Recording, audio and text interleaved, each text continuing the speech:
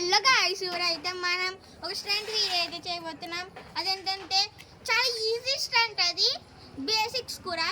అదేంటంటే first one వచ్చేసి hands living, second one వచ్చేసి స్కిడ్ అనమాట. చలో వీడియోలోకి వెళ్ళే ముందు లైక్ చేసుకొని, షేర్ చేసుకొని, సబ్స్క్రైబ్ చేసుకోవడం మాత్రం మర్చిపోకండి.